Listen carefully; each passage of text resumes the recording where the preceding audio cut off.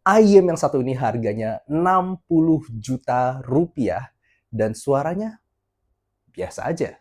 Eits, tapi biasa aja itu bagus atau jelek? Jadi halo dan selamat datang di Aftersound Review. Dan ini adalah review gue untuk Soft Ears Enigma, flagship dari Soft Ears. Untuk kalian yang belum tahu apa itu Soft Ears brandnya, ini sebenarnya brand high-end division dari Moondrop. Tahu lah ya Moondrop. Ini kayak dia punya divisi yang khusus barang lebih sophisticated-nya lagi, nggak pakai embel-embel anime atau cap-cap anime lagi di boxnya. Ini udah high-end banget. Dan dia menggunakan dual dynamic driver, 6 balance armature, dan 4 Sonyon electrostatic driver. Well, seperti biasa, gue akan breakdown review ini mulai dari build fit, frequency response, suara, dan juga perbandingannya. Membahas lebih lanjut, gue selalu appreciate untuk brand-brand yang menyediakan hard case ya, apalagi yang keren seperti ini. Hard case-nya beneran bisa berguna dan mewah banget.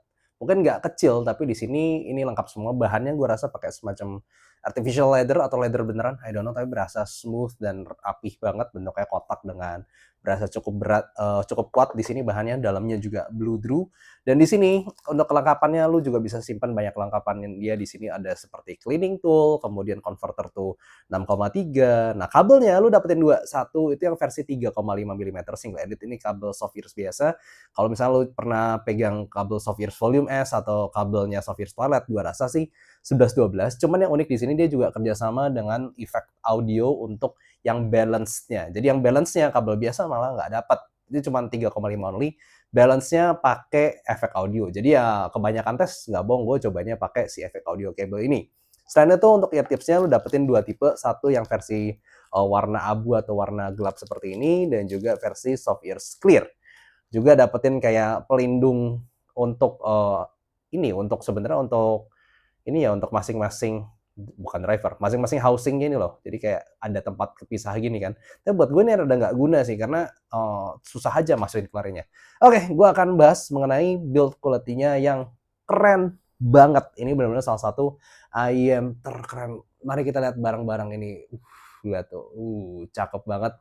Tulisan Soft Ears di sini gue rasa ini entah dynamic driver atau beneran atau dia hanya bentuk dynamic driver, karena gue nggak pernah lihat ini getar atau getaran terlalu kecil untuk dilihat tepatnya karena ini IM.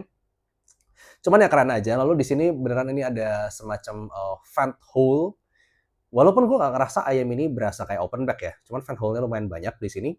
Dan kemudian semua housing ini terbuat dari bahan aluminium yang cukup keras, terasa di sini nggak terlalu berat, tapi masih berasa ini aluminium yang cukup tebal. Dan untuk nozzle-nya besar, panjang, dan benda itu hitam.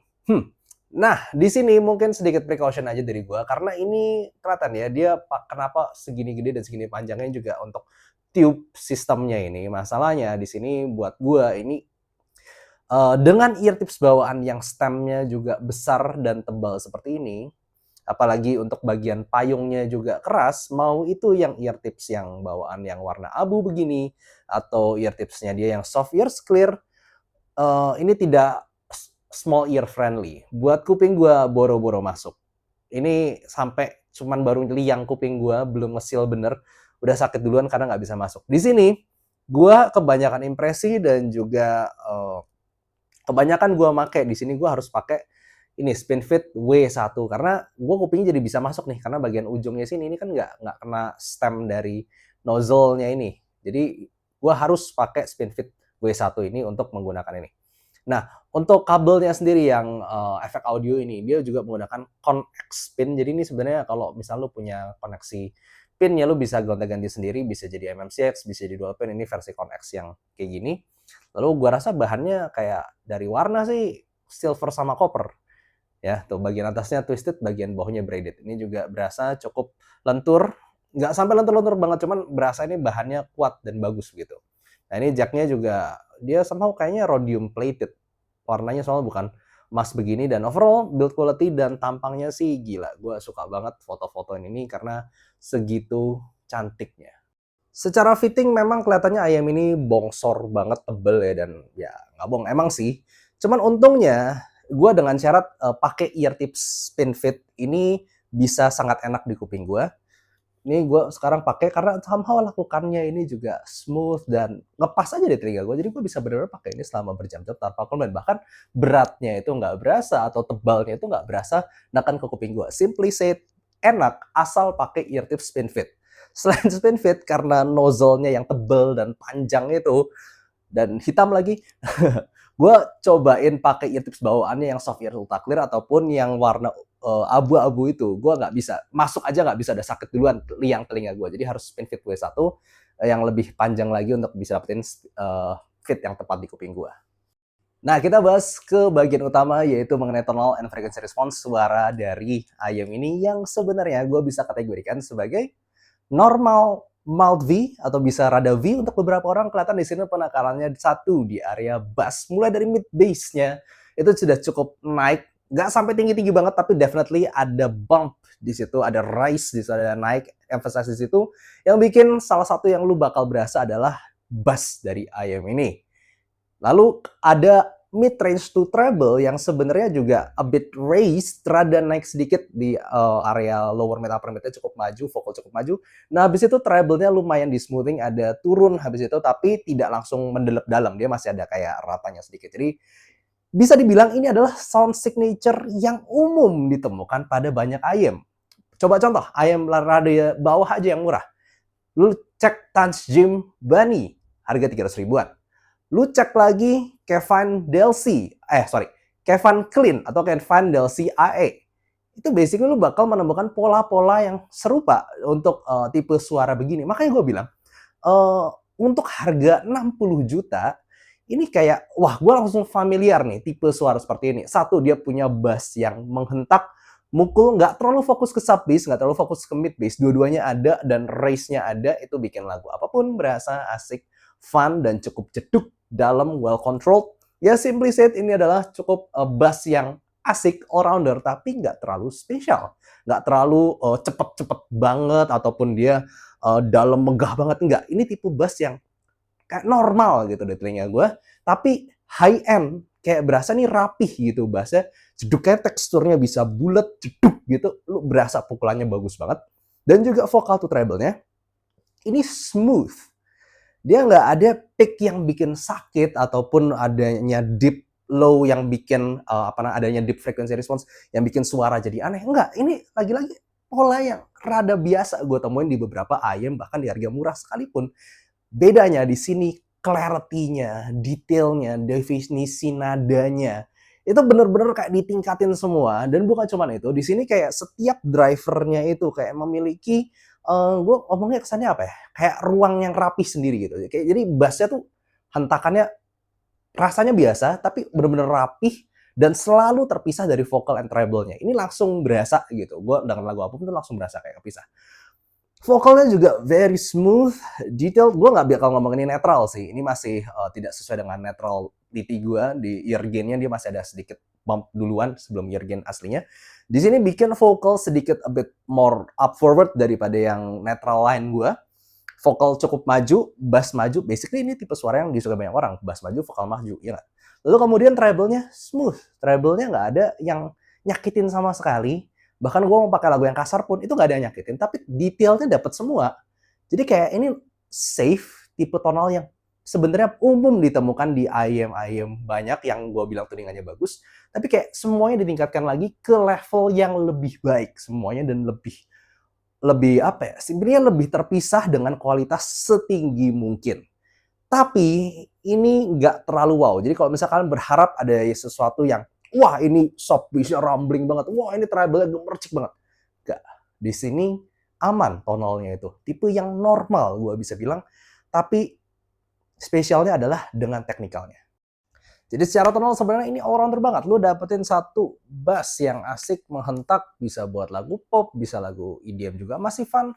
Lu dengerin lagu rock juga nggak keteteran. Lu vokalnya juga dapetin yang cukup smooth, dia berasa cukup maju juga, dan nggak shouty. Treble-nya juga ya simply smooth aja, nggak maju-maju banget, tapi sekali lagi safe buat kebanyakan lagu. Basically, ini suara yang kayak kebanyakan lagu tuh oke gitu, dan lu dapetin fun-nya. Ini long story short, gampangnya begitu. It's a all-rounder kind of tonality that fits a lot of genre. Nah, tentang teknikal nih, mau nggak mau gue harus bahas tipe tonal seperti ini yang safe buat kebanyakan lagu, buat banyak genre. Ini memang untuk ayam-ayam lainnya polanya seperti ini. Sebutlah Tanch Jim Bunny, Kevin Clean, Kevin Delcy AE, Tanch Jim Oxygen, atau bahkan mungkin rada soft ears Twilight gitu ya. Ini semuanya nggak pernah menjadi yang paling teknis di harganya. Tapi ini kayak semuanya di-push. Yuk kita pengen kayak soalnya mereka yuk dengan tonal yang safe seperti ini bisa setinggi apa sih? Bisa se-wow apa sih? Nah, ini rasanya. Kayak rapih, detail, very very rapih banget, kepisah-pisah semuanya itu nggak pernah berasa nyampur satu sama lain. Cuman nggak bakal yang paling megah atau paling kayak holographic imaging. No, ini kayak semuanya super rapih. Rapih adalah kata kunci di sini. Dan kalau misalnya gue bawa ke skala teknis gue bakal tetap menempatkan ini di pojok kanan. Dia levelnya buat gue sama seperti Elysian Annihilator. Bedanya Elysian Annihilator lebih apa ya, lebih kayak exaggerating things. Dia nambahin sub bass-nya, dia tambahin treble-nya, dia tambah megah. Tapi sebenarnya kalau kita perhatikan micro details dan banyaknya informasi yang disampaikan sebenarnya at the same level. Cuman bedanya satu lebih wah, satu lebih kalem, lebih rapih begitu. Nah, ini yang gue bilang dia cukup unik di perbandingan. Kalau lu pingin suara yang V-shape, wow, megah, tapi mungkin bisa bikin capek kalau denger lama, go with Elysian Annihilator 2023. Itu bassnya lebih nampol, treble-nya lebih ngecering, sound lebih megah, lebih wow, tapi gue jamin kalau denger-denger itu lumayan bikin capek. Nah, ini enggak. Ini gue bisa denger seharian tanpa komplain. Lalu kemudian kalau misalnya kalian pengen suara yang lebih warm, lebih open, juga lebih nyantai treble-nya, mungkin upper mid-nya lebih nyantai, treble juga lebih nyantai, bisa pilih mungkin uh, alter ego. Tapi sekali lagi buat gue untuk lagu ini, untuk beberapa lagu yang buat gue kurang gigit di alter ego, di sini bisa lebih dapet. Atau misalnya kalian pengen yang layer-nya berasa banget kayak surgical apa namanya precision gitu kalau misalnya bedah lagu. Mungkin bisa pilih 64 Audio 18T atau QDC Gemini atau QDC Anole VX, tapi mungkin kalian nggak berasa terlalu musical, nggak terlalu berasa fun di situ. Tapi nggak di sini. Di sini funnya dapat. Jadi gue harap lo ngerti, mungkin lo ngerasa, wow dibanding yang tadi tuh kayaknya ini nggak terlalu wah nih kok. Jadi apakah worth it? Di sini udah susah ngomongin kita worth it apa enggak. Karena ini harganya cukup mahal, udah bikin lu pasti mikir berkali-kali. Apalagi untuk harga segini ya. Cuman satu yang gue bisa bilang di sini, kalau lu mau cari level high end secara teknikal dengan suara yang se-all-rounder ini, fun-nya dapet, bassnya tetap asik, treble-nya smooth, tapi apa dentingan piano, dentingan violin, gigitan violin itu masih cukup berasa. Gue rasa nggak ada lain selain ini yang gue bisa bilang paling all-rounder di harganya, walaupun mungkin nggak terlalu wow at first listen. Jadi saran gue ketika misalnya kalian mau ngejudge atau benar-benar mikir tentang ini, pastikan fitnya enak, itu number one ya pasti. Gue pakai spin fit W1 di sini dan enak banget. Lalu dengerin, cobain rada lama. Kalau bentar mungkin dia kalah wow-nya sama yang lain. Dengerin rada lama, buat gue ini yang paling gue bisa denger lama. Jadi gitu aja, thank you for watching. Semoga itu menjawab pertanyaan kalian dan kenapa gue sebenarnya suka banget sama si Software Enigma ini. Thank you for watching. See you next time. Bye-bye.